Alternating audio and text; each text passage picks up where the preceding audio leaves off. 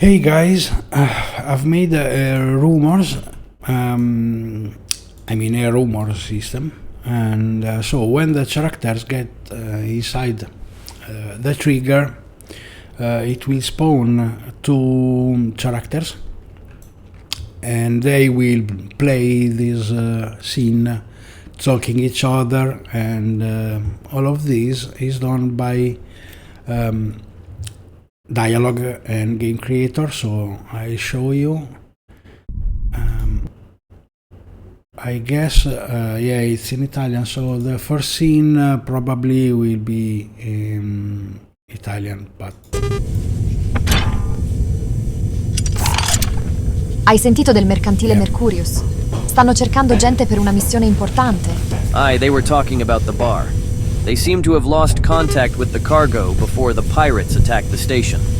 It could be a good opportunity for those looking for a job. They seem to be willing to pay well. Oh, I believe there could still be those damned pirates in the area. I don't know if I would have the courage to rummage in that wreck. If you think about it, the commander is in Mole 2. Oh, I have to run now. I'm on duty to the control tower. I also need to think and fix the animation because it isn't working, and I'm not sure why, but anyway. So let me show you how this stuff works.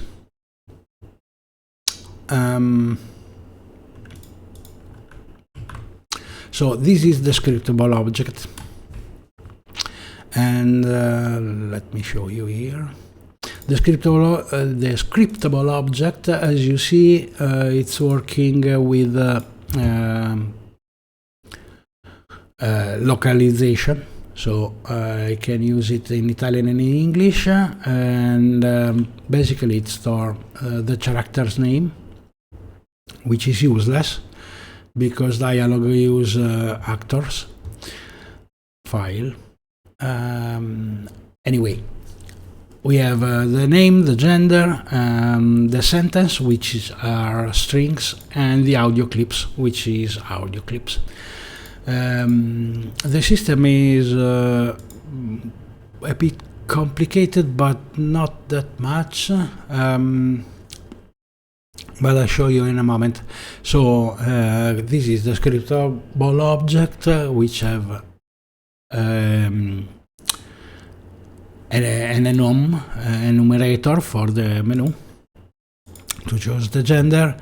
Then we have the array of sentence, which are text, and the audio clips. And then we have a bunch of method that I use to get if the character is male or female, to get the current audio clip, to get the current text.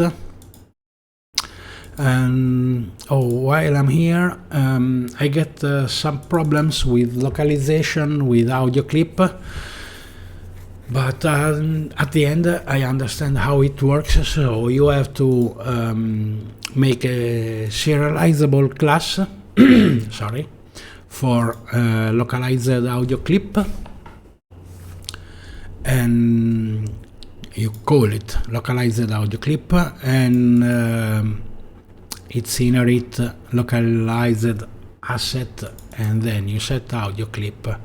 Then you still use localized audio clip to store the audio clip inside the array, but when you return the audio clip, you can't use localized audio clip, so you have to use audio clip, and so here you have to use load asset. That's it. Sorry for this useless stuff, but maybe someone is going crazy about this stuff because it's not that intuitive. Anyway, so I get the number. I've made a method to return the number of the actor, which are 2 in this case, and also the actor lines, so how many lines they have to play. Inside the dynamic rumor, I've made first of all a list of characters divided by gender. So I can have 5 male and 5 female and spawn it at random, so it's not they will not fixed and always the same, because I like dynamic and surprisingly stuff. And then I store the marker where the characters will be placed. So if I know that my rumors have 10th characters to play, which is a mess, you know that you will need at least 10 markers on your scene. That one next. I have a list to store all the instantiated characters in the scene, because I need a reference to them. And then I made a dictionary. This dictionary, it's a reference.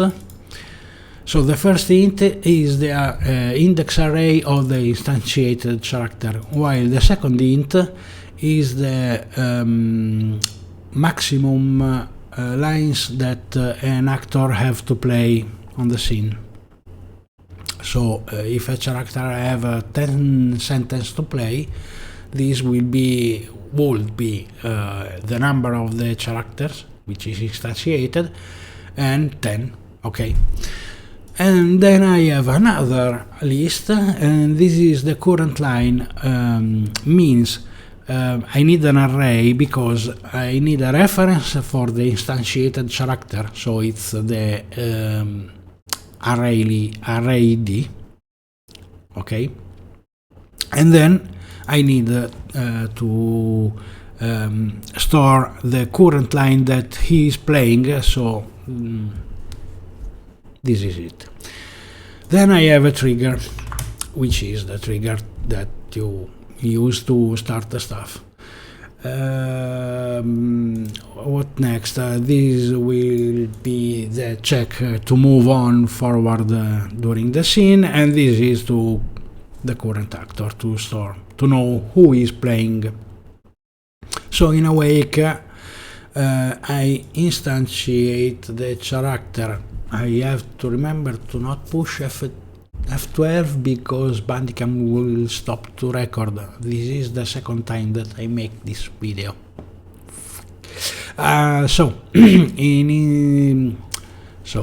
instantiated actor. We instantiate the actor by taking his gender, and I take it at random, as you can see. Nothing too complicated. Also, I place the character inside the rumors stuff, which is the object that store the trigger. We will see later why. And then I add the current actor to the instantiated list. So I have the reference. So Babette with the Babette is the number 0 and Mav is number 1.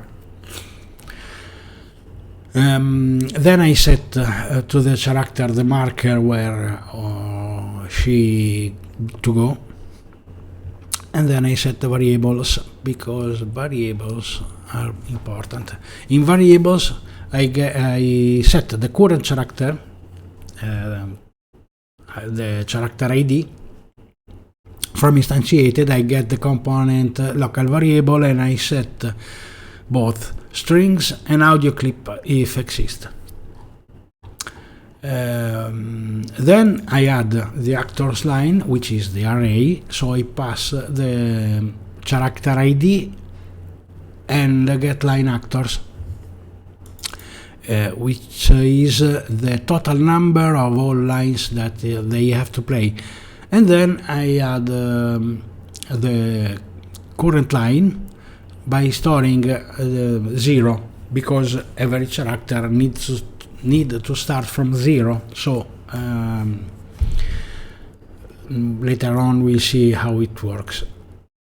And that's it. Once we are on the scene and everything is ready, we have to wait the character get inside the trigger. When he gets inside the trigger, I check if the game object that trigger with the trigger is a character, and then if he is a player, because if you do it all in one string, probably this one will get an error because character is not present. Maybe or maybe not, but I prefer them this way. So we talk 0 because this happened just one time, so we start from 0, and so we talk. And in talk, basically, I didn't show you, I get the reference for the activator, which is inside the character.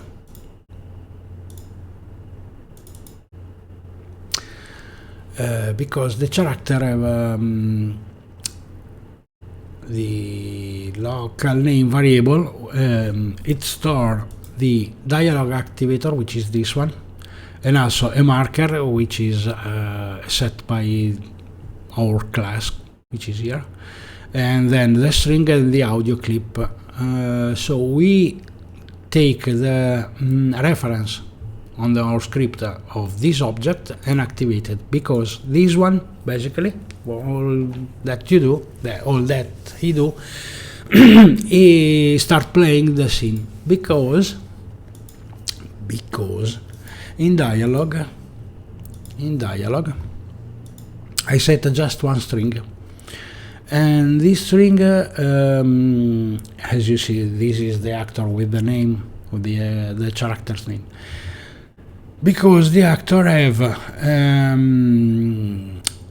a text set as local variable and the audio clip set as local variable too, which is these two. Okay, so it's easy. From this class, when we set the variable, we set the string and the audio clip, we pass it here. So when he have to speak, basically the dialogue the dialogue activator enabled. We take the reference of this game object, we activated, and so he start playing and then disable itself, just the activator obviously. And so at this point the dialogue have already the variable set, and so he play as it should. For some reason I also tried to add an animation here, but it won't work, and I can understand why, but anyway. And so we play, so when we call talk, we just play the dialogue, and that's it. But there is another things, because on finish all of these character call rumors client, invoke rumors client dialogue end, which is here, and because we instantiate the character inside the rumor stuff game object, it's quite easy to get the component of the dynamic rumor manager, and then we set the next step. We call next step, which is here, and next step will get added by 1. So in update I check if step is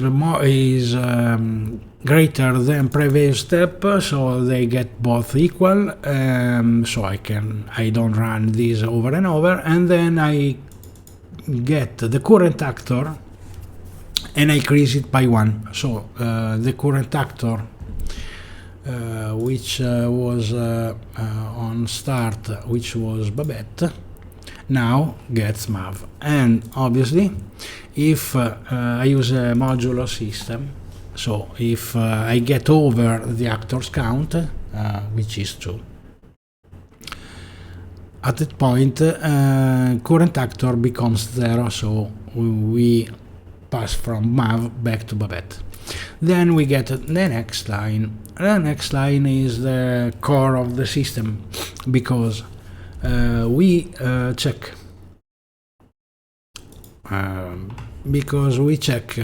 if the current line,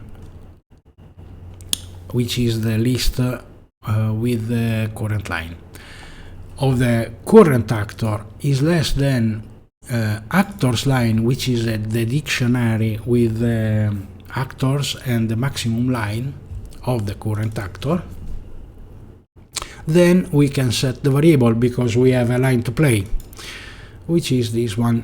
Okay, so we set again the text and the audio clip, and then we increase the current line of this current actor. But if the current actor this line is false, means we played all the lines that the current actor can play, we switch to the next current actor. Okay, I hope you follow me. And so we switch back and forth between the line to play and the actor. And when the last actor made his scene, so we get inside the where is it? When we get inside this step again, if the current actor is 0, because in any case we get back to the first actor also when we end, but but after she play his line. So if the current actor is 0 and the current line of the current actor and the current actor line reached his maximum, means we finish it. So at this point I disabled the dynamic rumors manager, because we've done. And we've done. That's it. Yeah, this is a bit complicated, but looks like it works nice. It took a couple of days to achieve that, because game creator too, and because it take a lot of tests and heck. because interacting with or better, because messing up with game creator 2 code can be complicated, because multi-threading and a bunch of stuff, and also it uses args which I didn't understand, so it's a bit of mess. But this way to play with, it's very good. And also you can set, sorry a moment,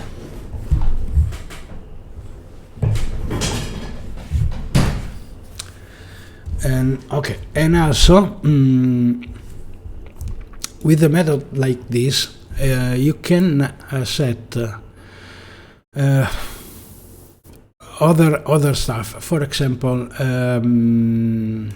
I can add more marker inside a different array, which can be used to start the scene and end the scene. So or I could make another variable inside the character, for example, to start and to end. And so when we start and the player get inside the trigger here, we could call the variable start scene from the character 0, and the variable would store, for example, a game object like the activator that I use when we talk, like this one. And so inside this game object could be a trigger on start, or better on enable, and then play stuff, do things, and a bunch of stuff. Indeed, I need to find a solution to make Babette to run away because she have work to do on the control tower. Wow, it's long and it was intense. Okay, I hope to be useful to someone in any case. Ciao.